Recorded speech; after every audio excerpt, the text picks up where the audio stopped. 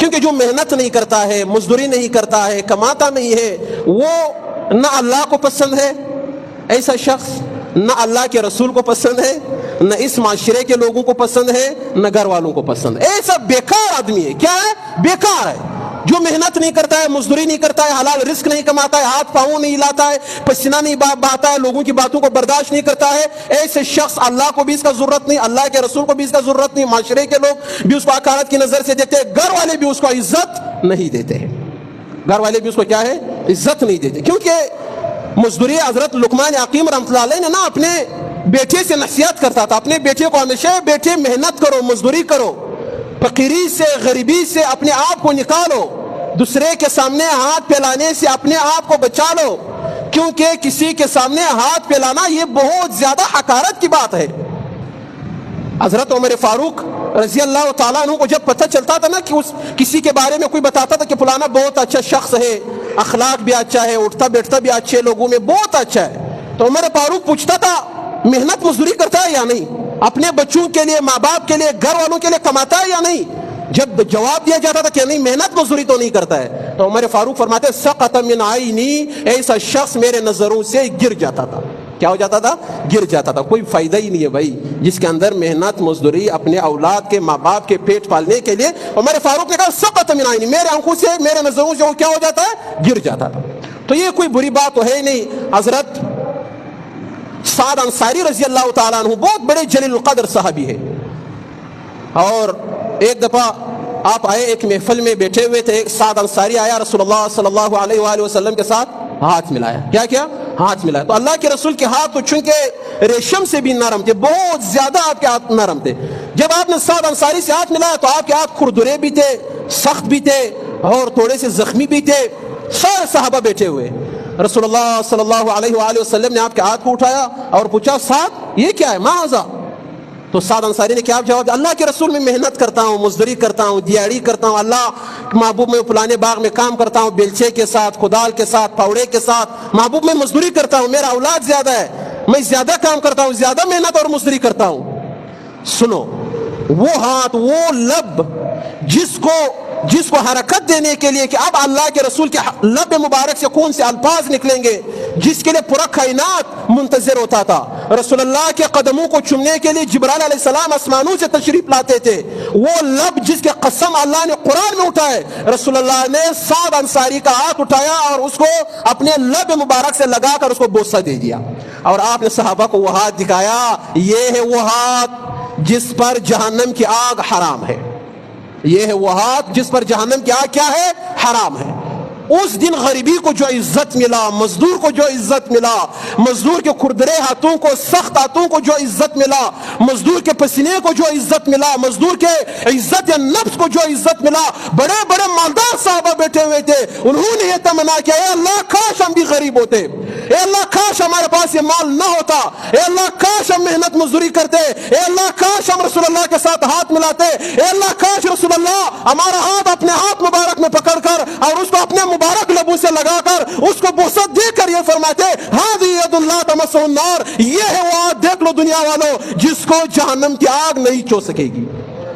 صحابہ نے اس چیز کا، جو مالدار صحابہ تھے، اس دن ان لوگوں نے اللہ سے غریبی کا سوال کیا، اللہ کاش کہ ہم غریب ہوتے، کاش کہ ہم کیا ہوتے؟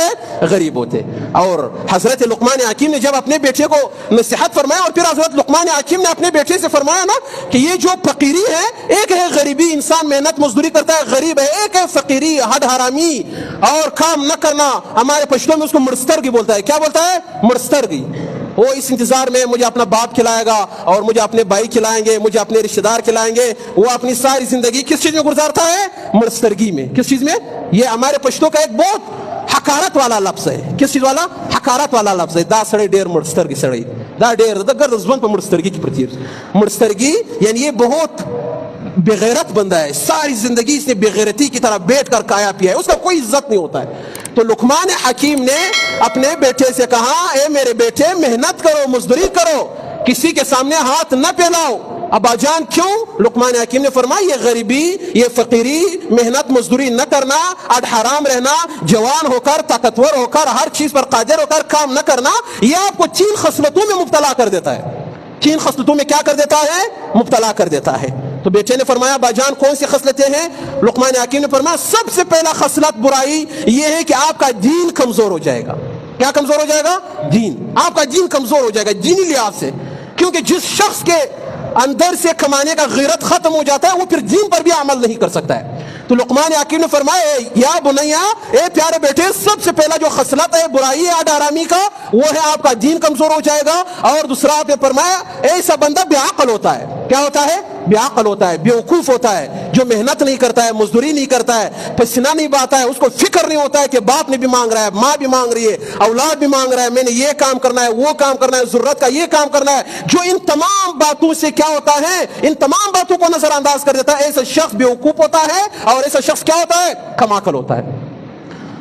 آپ کبھی اپنے کم عقل بیٹے کو، بیوقوف بیٹے کو مزدوری پر لگاؤ، یہاں نہیں کرے اس کو دبئی بیچ دو، مسقط بیچ دو، امارات بیچ دو، باہر ملک بیچ دو.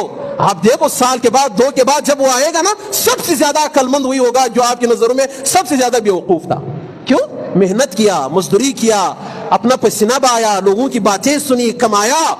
آپ سب سے زیادہ عقل مند وہی ہوگا، سب سے زیادہ عقل مند وہی ہوگا.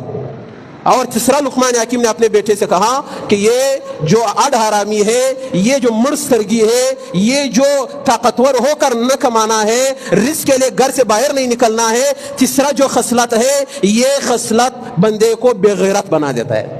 کیا بنا دیتا ہے؟ بے غیرت بنا دیتا ہے. جو محنت مزدوری نہیں کرتا ہے نا، وہ بے غیرت، اس کو اور کوئی باتیں سناتا ہے.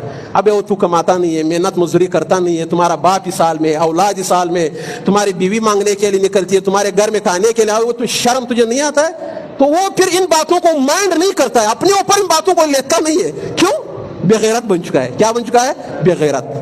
بے غیرت جب، تو یہ لقمان حکیم نے کیا فرمایا؟ 3 چیزیں، اس کا دین کمزور ہوگا، بیوقوف ہوگا، اس کا عقل کمزور ہوگا، اور تیسرا آپ نے فرمایا کہ وہ کیا ہو جائے گا؟ وہ بے غیرت ہو جائے گا. اور رسول اللہ دنیا کمانا، اس کے لیے محنت کرنا، پسینہ بہانا، یہ کوئی بری بات نہیں ہے. رسول اللہ صلی اللہ علیہ وآلہ وسلم نے فرمایا من طلب دنیا حلالا، جس نے دنیا کو طلب کیا حلال طریقے سے. کس طریقے سے؟ حلال طریقے سے. اللہ میں کمانا چاہتا ہوں حلال طریقے سے. کیوں کمانا چاہتے ہو؟ سعین علی عیالہ اہلہ، اے اللہ میں اس لیے کمانا چاہتا ہوں تاکہ میں اپنے اولاد پر، اپنے گھر والوں پر کیا کروں؟ خرچ کروں. کیا کروں؟ خرچ کروں. اور دوسرا اللہ کے رسول نے پھر فرمایا جو اس نیت سے کماتا ہے تعطفا علی جارہ، اس لیے کماتا ہے تاکہ میں اپنے غریب پڑوسی پر، اے اللہ میں غریبوں پر، معاشرے کے اندر جو یتیم ہے، جو مسکین ہے، اے اللہ جن کو جو کما نہیں سکتے ہیں، اپنا علاج نہیں کروا سکتے، اللہ جن کے گھر میں راشن نہیں ہے، اے اللہ میں اس نیت سے کمانا چاہتا ہوں کہ میں غریبوں پر کیا کروں؟ خرچ کروں. کیا کروں؟ خرچ کروں. اور تیسرا استعفافا عن المسألہ، میں دنیا کو حلال طریقے سے طلب کر رہا ہوں، کمانا چاہتا ہوں، اے اللہ اس لیے استعفافا عن المسألہ، تاکہ لوگوں کے سامنے میں سوال کرنے سے، بھیک مانگنے سے اپنے آپ کو بچا لوں. ان چیزوں کے لیے میں دنیا کو کیا کرنا چاہتا ہوں؟ کمانا چاہتا ہوں. طلبت دنیا، حلال طریقے سے دنیا کو کمانا، کس لیے؟ اے اللہ اپنے اولاد پر خرچ کرنے کے لیے، اے اللہ غریبوں پر خرچ کرنے کے لیے، اے اللہ خود کو بھیک مانگنے سے اور سوال کرنے سے بچنے کے لیے. اللہ کے رسول نے فرمایا جب کوئی دنیا کے لیے محنت اس نیت سے کرتا ہے لقی اللہ یوم القیامہ، ایسا شخص اللہ کے ساتھ قیامت کے دن اس حال میں ملاقات کرے گا ووجهه مثل القمر لیلۃ البدر، اس کا چہرہ چودھویں کی چاند کی طرح چمک رہا ہوگا. اس سال میں وہ اللہ سے ملاقات کرے گا کہ اس کا چہرہ چودھویں کی چاند کی طرح کیا ہوگا؟ چمک رہا ہوگا. تو کتنی اچھی بات ہے. یہ ہمارا دین بہت معتدل دین ہے، درمیانہ ہے. نہ تو دنیا میں ایسا مشغول ہونا ہے کہ دین کو بھول جانا ہے، نہ دین میں خود کو اتنا مشغول کرنا ہے کہ دنیا میں فقیری اور غریبی آ جائے. ان دونوں چیزوں سے اللہ اور اس کے رسول نے منع فرمایا ہے. کیا کیا ہے؟ منع فرمایا ہے. اور رسول اللہ صلی اللہ علیہ وآلہ وسلم نے فرمایا نا کہ اللہ تعالیٰ ایسے مومن بندے سے محبت کرتا ہے. ان اللہ یحب العبد المؤمن محترفا، ایسا مومن بندہ جو پیشے کو اختیار کرتا ہے، جو کسی کام کو اختیار کرتا ہے، جو حلال رزق اپنے بچوں کو کمانے کے لیے پسینہ بہاتا ہے. اللہ کے رسول نے فرمایا ان اللہ یحب، ایسے بندے سے اللہ تعالیٰ کیا کرتا ہے؟ محبت کرتا ہے. کیا کرتا ہے؟ محبت کرتا ہے. تو میرے